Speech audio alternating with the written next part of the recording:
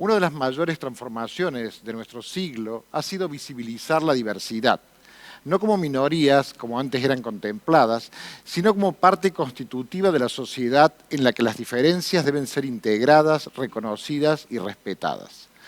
Somos protagonistas de nuevas leyes, la modificación de otras, creación de nuevos códigos y regulaciones, reconstrucción de espacios adaptados y adecuados para todas las personas. La educación sigue siendo la vía de transformación por excelencia que permite y posibilita que la cultura se transmita, recree e innove.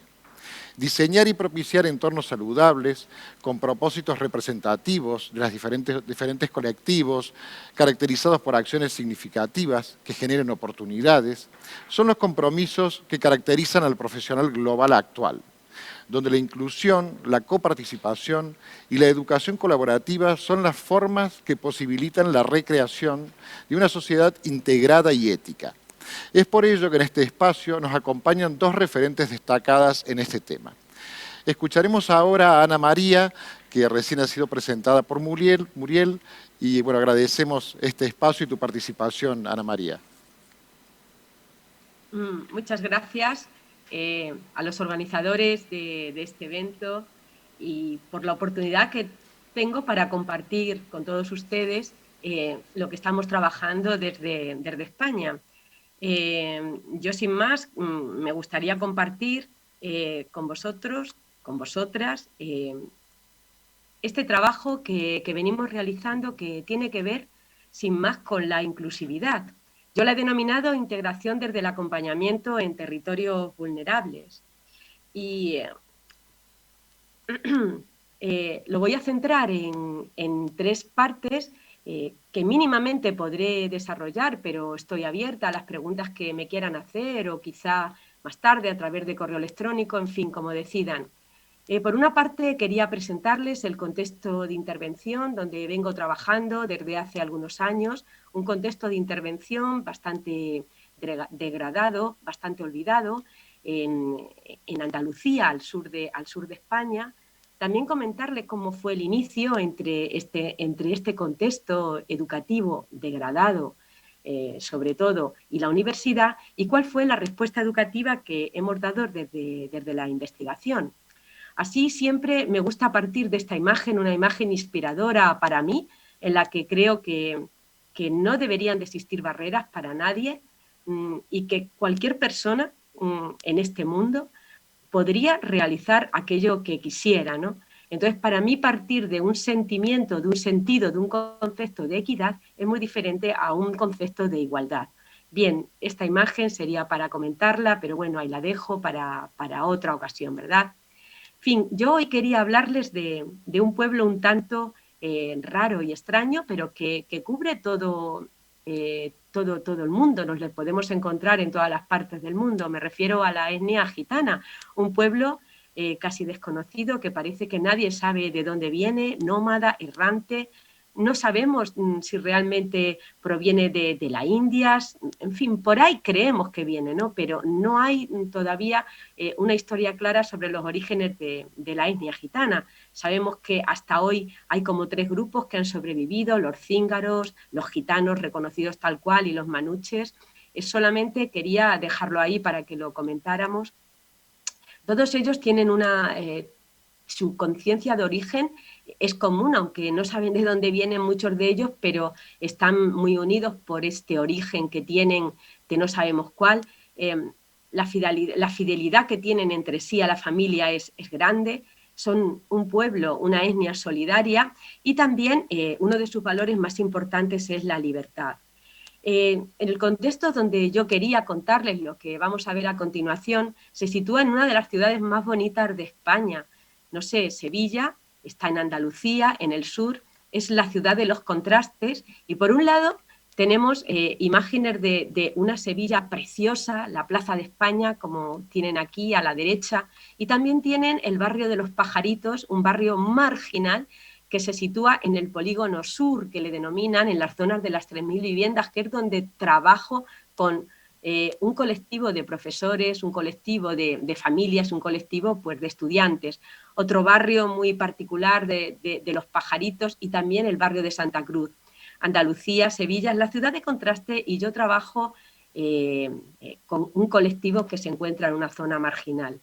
El Polígono Sur es una zona donde llevaron a la etnia gitana cuando la Expo 82 vino a España. Hubo que buscar un espacio, en Sevilla se buscó y las personas que vivían allí las retiraron a una zona y ahí se quedaron. Es una zona con barreras, con murallas, es una zona de segregación, pero viven muchas personas.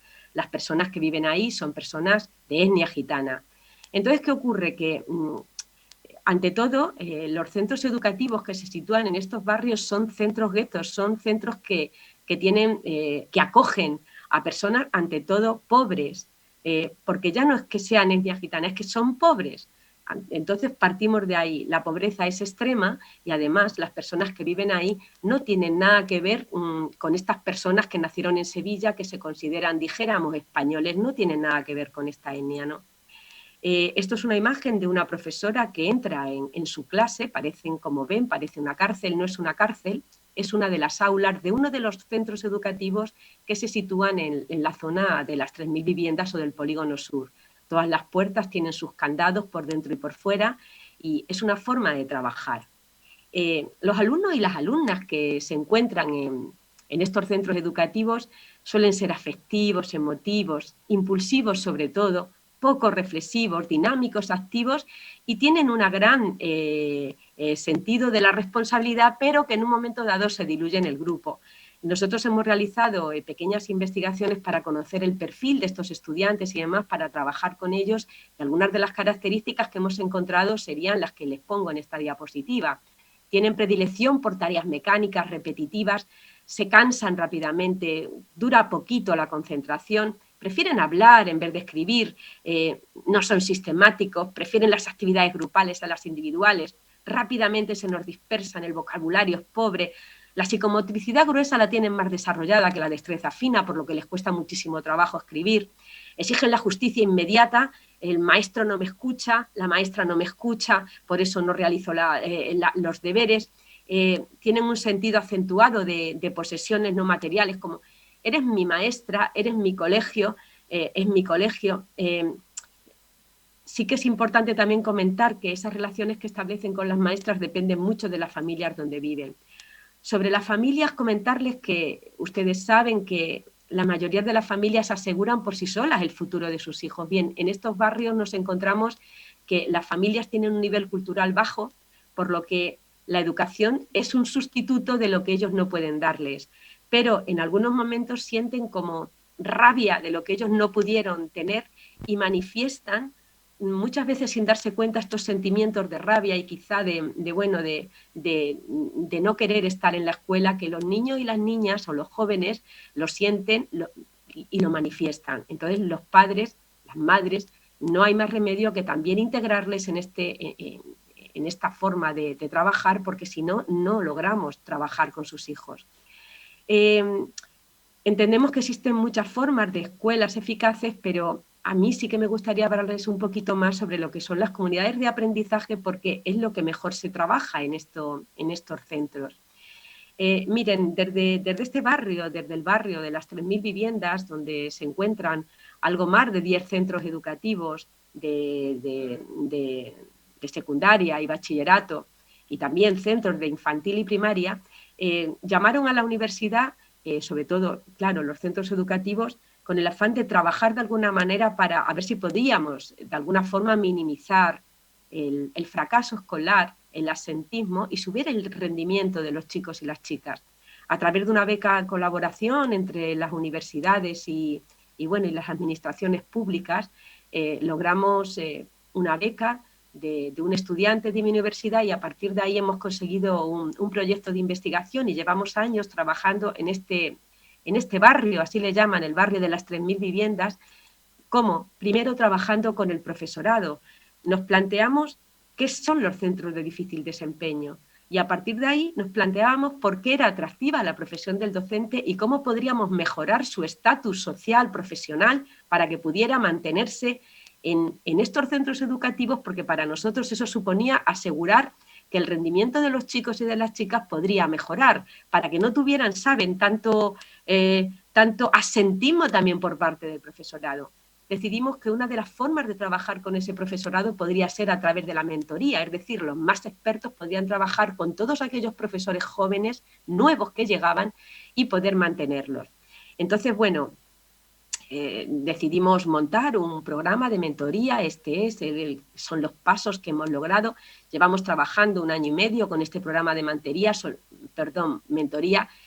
solidificando lo que vamos construyendo, y le hemos basado en los siguientes pilares. Primero, esos profesores expertos enseñan a los profesores noveles a cómo trabajar en estas escuelas con agrupamientos heterogéneos interactivos, incorporando al aula diferentes tipos de recursos y también adaptando y diversificando el currículum. Esas son las estrategias que enseñan a estos profesores, los expertos, de alguna manera, para que aprendan a entender y a comprender el cómo funciona la mente cognitiva y también cómo funcionan los grupos con los que están trabajando.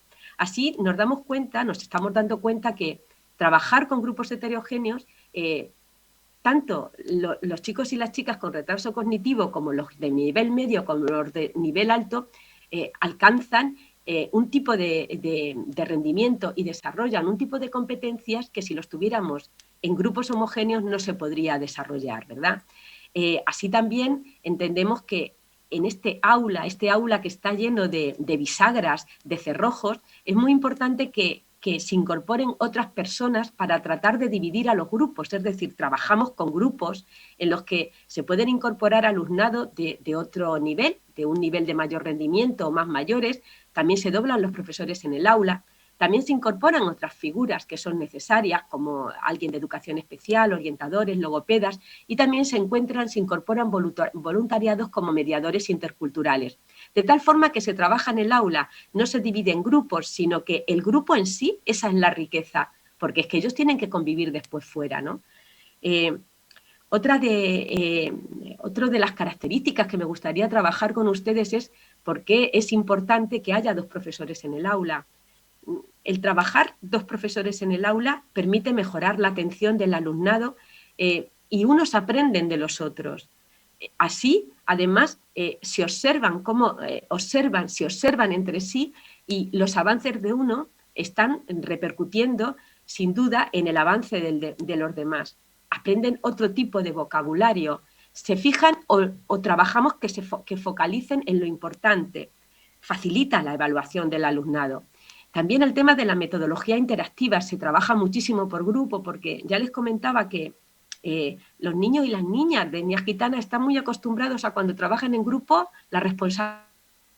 De esta manera, al trabajar en grupo, cada uno tiene su parte del juego. Si no la cumplen, la tarea final no se logra.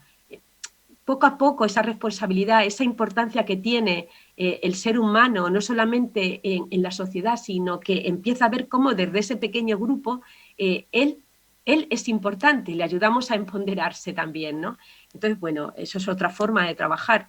Y también no queremos para nada el currículum hegemónico, sino que se trabaja mucho con currículos alternativos. ¿Qué ocurre? Que el profesor en estos centros, estos profesores nuevos que llegan con un sentido del currículum totalmente idealista, cuando tienen que trabajar en estos centros donde eso que tú aprendiste en la universidad no te vale, chocan. Entonces empiezan los dilemas. Aquí se les acostumbra a trabajar con currículum alternativos donde se debe preparar variedad de actividades con diferentes recursos para tratar de llegar a todos. Claro, la complicación es máxima, pero los resultados son mejores. Unas notas para hablarles de las comunidades de aprendizaje, como les dije, en la mayoría de estos centros educativos se trabaja muchísimo con una comunidad de aprendizaje. Una comunidad de aprendizaje está basada en el convencimiento de que se les va a poder ofrecer una alternativa diferente a lo que ellos viven. Miren, yo he estado en esos barrios y bueno, la verdad que cuando yo entro en las escuelas es como entrar en otro mundo. Entonces, ese contraste que los niños y las niñas ven es terrible, es doloroso. Entonces, el trabajar en una comunidad de aprendizaje de lo que trata es de partir de la situación inicial, de esa familia de donde vienen los chicos, de ese alumnado que se tiene, de ese docente un poco cabreado y demás, ¿no? Y lo que se trata es de llegar a ese cambio a través de diferentes pasos o de diferentes fases en las que todos construyen o tratan de construir cómo quieren ese barrio. Y a través de ese sueño, que lo llaman, se intenta construir a base de diferentes actividades siempre educativas, culturales y con la implicación de diferentes personas y de diferentes municipios y de diferentes entidades que forman lo que es la actividad social, cultural de esos barrios. Yo quería comentarles esto nada más y ofrecerles una serie de recursos que he recopilado para ustedes, para que puedan conocer un poquito más lo que es la etnia gitana y puedan disfrutar de ella y sentirles como que forman parte de nuestra sociedad, y si están aquí, tenemos que tratar de incluirles. Nada más, disculpen si me he pasado de tiempo, no era mi intención, pero son temas de los que se puede hablar muchísimo, abierta a lo que necesiten. Sí, por favor, Ana María, muchísimas gracias por la presentación y que tiene total relación con el eje que estamos trabajando ahora, que justamente habla de las escuelas inclusivas. Así que ahora daremos la palabra a Silvana Corso y luego me interesaría hacerte algunas preguntas sobre la exposición que has realizado recién. Muchas gracias. Silvana, te escuchamos. Bueno, muchas gracias y mi agradecimiento también a todos los organizadores que confiaron en mi participación. Mi propuesta para este congreso es pensar la inclusión en tiempos de pandemia, ¿no? ¿Cómo es posible sostener la escuela y la escuela virtual y la escuela virtual inclusiva, ¿no? Parece todo un desafío. Y si bien mucho se habla y mucho se está escribiendo, se está registrando en función de la escuela que se viene, la escuela post-pandemia, ¿no? Esta nueva escuela que se impone, que parece ser un mandato social. Yo creo que la letra de esa nueva escuela se puede encontrar en nuestro hacer, en nuestro decir, en nuestro sentir en este periodo, que las escuelas se han dado cuenta de lo mucho que se puede hacer en materia de inclusión, pese a estar en esta situación que lo visibiliza como algo imposible, ¿no? Todos los días, en los medios, la sociedad reclama el reinicio de las clases como si se hubieran suspendido allá el 16 de marzo en la Argentina, y no se puede visibilizar lo que realmente se estuvo haciendo en este tiempo. Entonces, ¿cuál es mi idea? Primero, pensar que lo que se está reclamando es que la escuela está dejando afuera a muchos, que se ha pisado la brecha, y cuando hablamos de inclusión hablamos de una escuela que da respuestas a todos y cada uno. Muchas veces se le atribuye solo a un colectivo o a ciertos colectivos que han quedado históricamente por fuera, marginados, no pensados, porque parece que la heterogeneidad es una cosa de la modernidad, y la realidad es que la escuela siempre estuvo habitada por la heterogeneidad, que lo diverso ha sido norma dentro de la escuela y no la excepción, simplemente que la base fundacional de la escuela no permitía dar respuestas a cada uno, y eso hizo que fueran quedando afuera muchos, y otros directamente ni siquiera tuvieran oportunidad. Entonces, primero aclarar que cuando hablamos de inclusión, hablamos de una escuela que se ocupa de cada trayectoria escolar. En periodo de pandemia, ocuparse de cada trayectoria escolar parece un imposible. Hoy se visibiliza la cantidad de alumnos, ¿no?, que están quedando por fuera por temas de conexión o de falta de herramientas tecnológicas. Y tal vez, y voy a ser un poco disruptiva, esto que se está visibilizando en realidad es lo que ya pasaba antes de la pandemia. Es decir, aquellos que están quedando por fuera hoy, en realidad ya estaban por fuera antes.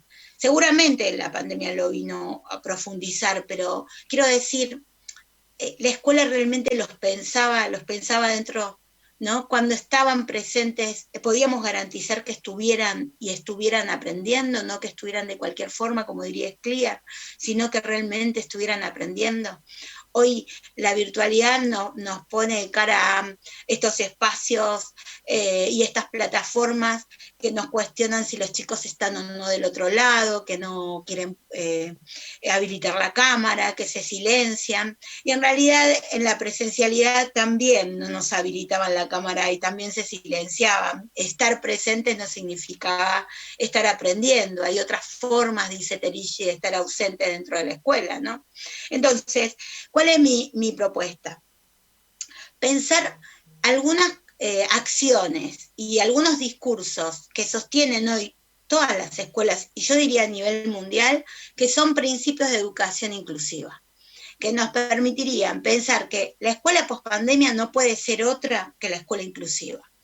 ¿Y a qué me refiero?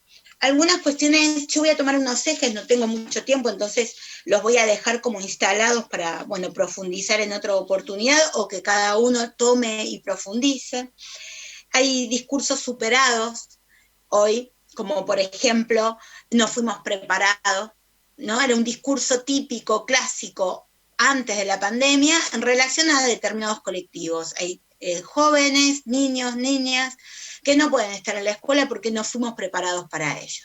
Bueno, el no fuimos preparados en la pandemia no es un discurso habilitado, no fuimos preparados para la virtualidad y sin embargo salimos todos, y dicen que la palabra clásica de este periodo es la escuela se reinventa, salimos todos a reinventarnos y a buscar la formación en cuanto espacio se haya habilitado, no importaba el certificado y el puntaje, sino que teníamos necesidad de sostener la escuela, de sostener cada trayectoria y no fui preparado, salí a formarme. Entonces, el hecho de no estar preparado no es una barrera para pensar a todos dentro de la escuela. Y hay algo que es la ética profesional, salir a formarnos y estar en permanente formación para dar respuestas a todos y cada uno. Y no está medio el puntaje, hablo de ética profesional.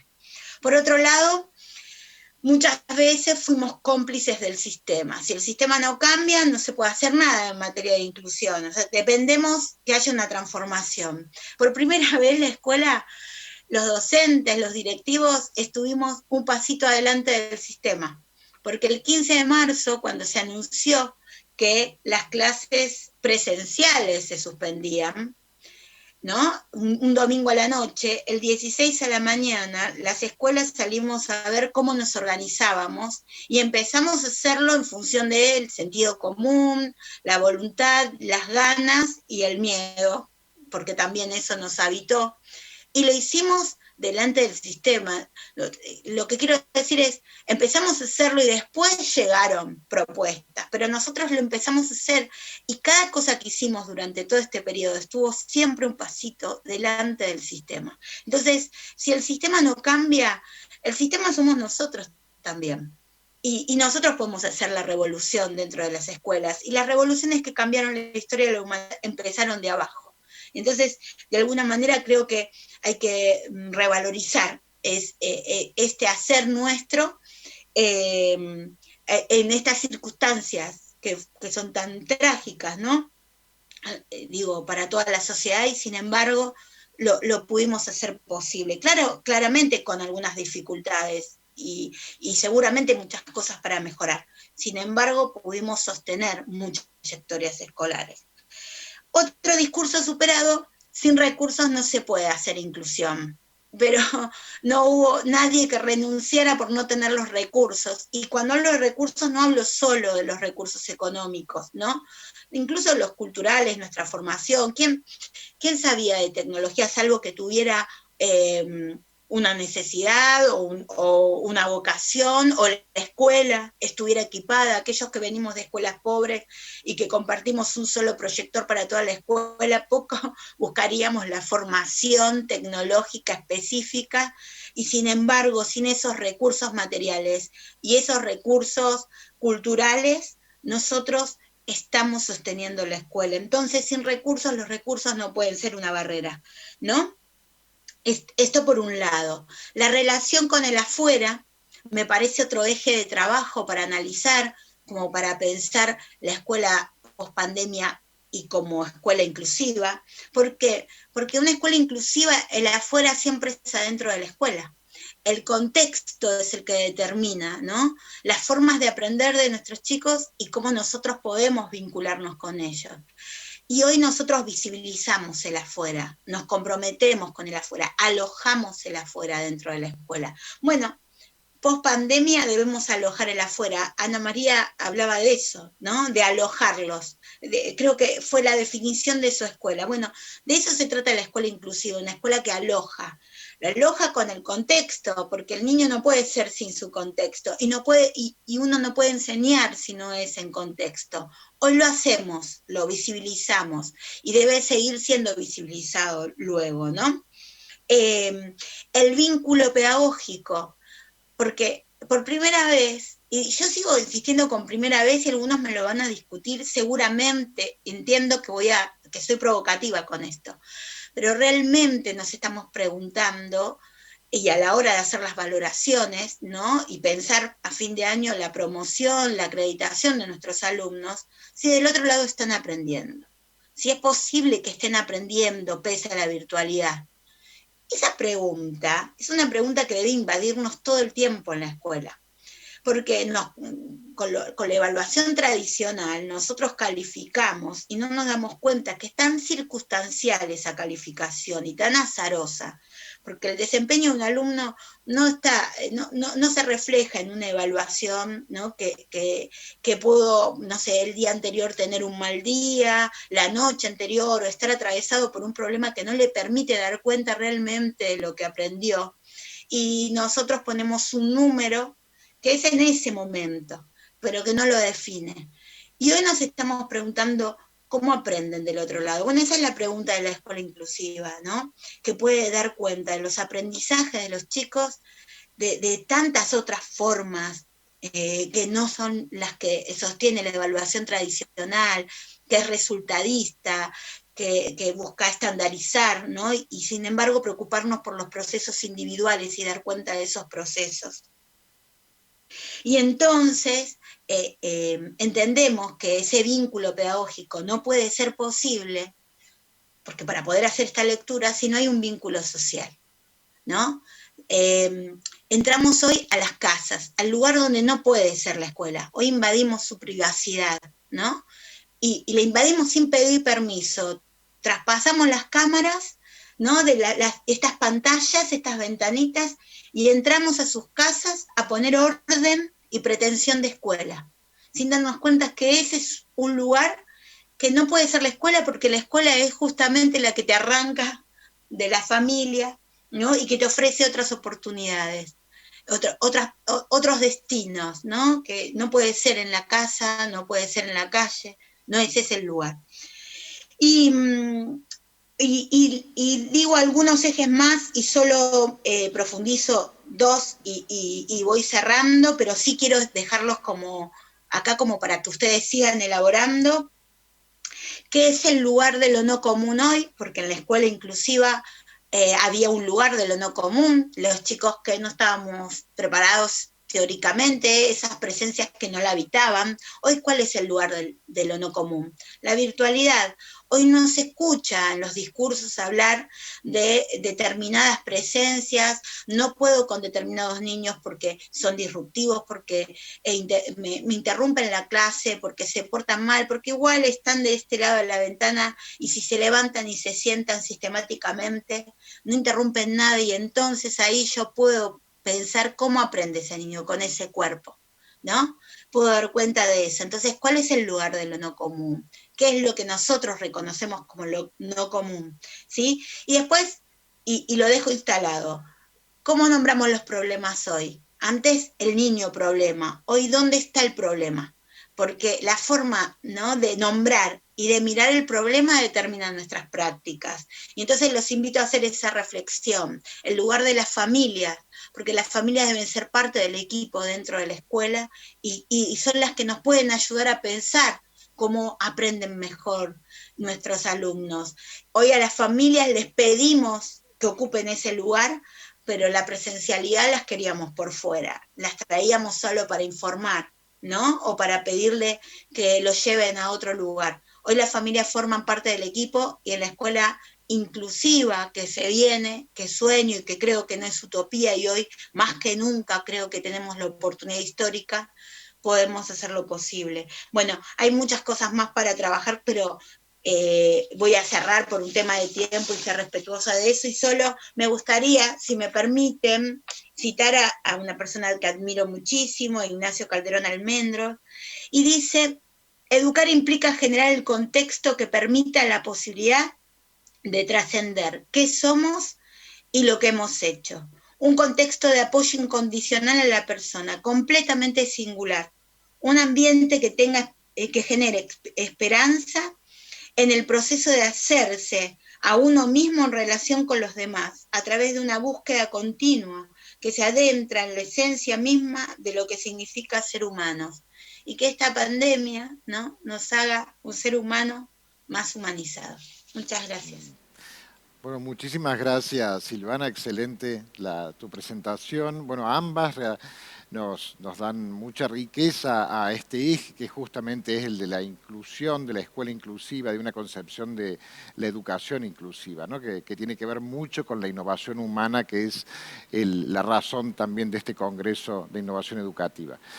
A mí me interesaría, y por razones de tiempo, ser lo más breve posible en sus respuestas, cuanto menos una idea que me interesaría tener de cada una de ustedes. En el caso de Ana María, me interesaría saber al respecto de la formación de los docentes. Hablabas de las actividades, de las acciones, de lo que se proponía que ellos ejecutaran. Y me gustaría saber, bueno, aunque sea una línea, ¿no?, de qué tipo de formación deben tener los docentes o perfiles, o si es posible, ¿no?, una capacitación para trabajar en estos ámbitos que nos explicabas, como por ejemplo ha sido con la comunidad gitana en España. Y la otra pregunta para Silvana tiene que ver con lo que comentaba de la familia. Me interesaba saber, o que pueda también darnos a una mirada sobre la experiencia que ha tenido con las familias en las propuestas de las escuelas, ¿no? Si se han involucrado, cómo ha sido esa participación. Y bueno, a ambas les pido, por razones de tiempo, una idea cuanto menos, y con la idea de, obviamente, poder continuar esto en otros espacios luego dentro de la universidad. Muchas gracias. Gracias a ti, claro.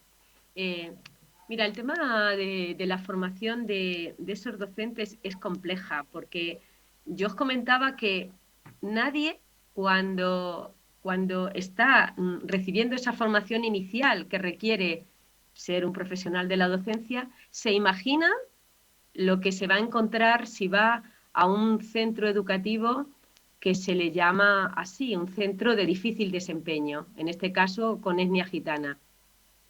Es teoría, y cada uno, de acuerdo a su imaginación, pues cree que tiene las actitudes, los conocimientos, las habilidades necesarias. Lo primero que se encuentra es que la cultura no es la misma que la que uno trae. Y ahí ya empieza el problema. Es el problema de la comunicación intercultural. Tú me hablas de una forma, aunque hablemos los dos en castellano, no nos estamos entendiendo, porque lo que para ti es algo amplio, un concepto amplio con muchísimas aristas, para mí a lo mejor es simple, porque no está dentro de mi tabla de valores. Esa es la primera dificultad. La formación de estos docentes se tiene que realizar en contexto. No hay una escuela que te enseñe para trabajar con etnia gitana, ni con un colectivo totalmente desconocido para ti, de otra cultura, por ejemplo, o personas que son muy pobres. Hay que trabajar, hay que aprender en el contexto. Yo os aseguro que es de la única forma de aprender. Por eso la formación dentro de los centros educativos es más válida que externalizar esa formación a otro lado. Otro lado nos va a enseñar teorías, experiencias de otras personas, pero el aprendizaje in situ. Hay experiencias en España, en la zona de Andalucía, que sobre todo se trabaja muy bien, de escuelas mentoras. ¿Qué significa esto? De ciertos profesores que van a otra escuela a aprender cómo están llevando a cabo, dan respuesta a dificultades que están saliendo con colectivos complejos, ¿no? Es que no hay otra, tienes que aprender dentro de la escuela. y con aquellas personas, con aquellos expertos, con aquellos mentores que decidieron quedarse ahí porque desde dentro sintieron que era su sitio. En estas escuelas no puede venir nadie sin vocación. Ante todo la vocación y después el aprender a dar respuestas. Por eso creo que es muy importante el modelo de formación de mentores. Es muy importante, es vital si queremos sacar adelante estos territorios educativos y lograr la inclusión de estos chicos y chicas. Si no, es difícil. La gente va a ir de paso. Los profesores van a ir de paso y se van a ir rápidamente. En fin, esta nota, si te parece, para no ocupar el tiempo de Silvana, si quieres luego Bien, podemos continuar. bien, excelente. Bueno, muchas gracias. No, no, ha quedado muy claro esto de educación en contexto y bueno, muy agradecido. Gracias, Ana María. Muchas gracias. Silvana, no, Sí, bueno, en sí, relación a la familia, voy a tratar de por lo menos dar tres miradas de la familia, porque podría hablar de la familia y en contexto de pobreza. La familia fue clave para nosotros. Yo soy directora de una escuela que trabaja en contexto muy, muy vulnerable y si no hubiera sido por la relación que tenemos con la familia en nuestros encuentros quincenales, que tienen que ver también con la ayuda económica, ¿no?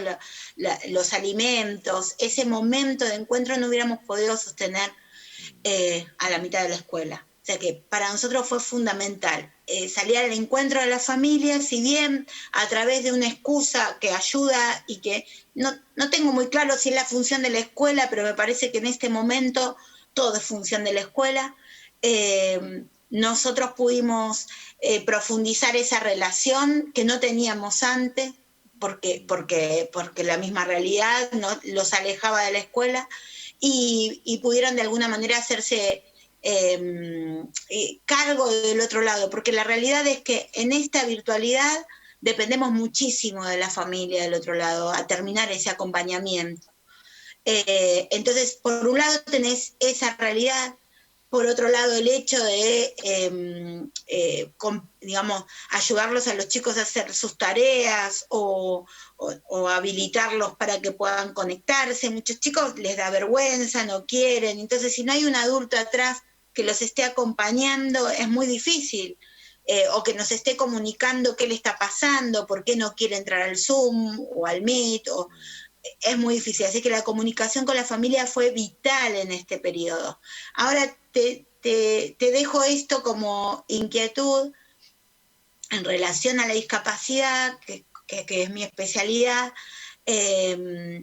Hay también dos miradas. Tenés a la familia que se ha hecho cargo absolutamente de todo en la virtualidad, y eso es peligroso, no por la familia, sino por la escuela. En algunas escuelas depositaron la responsabilidad de esa trayectoria escolar en las familias. Primero la escuela va a tener que reconocer eso, porque digo, para el regreso, pero por otro lado hay un como sí de la escuela en relación a esas presencias, porque se estuvieron haciendo cargo de las familias. Y lo otro que a mí me hace ruido justamente es un periodo de tanto silencio de las familias.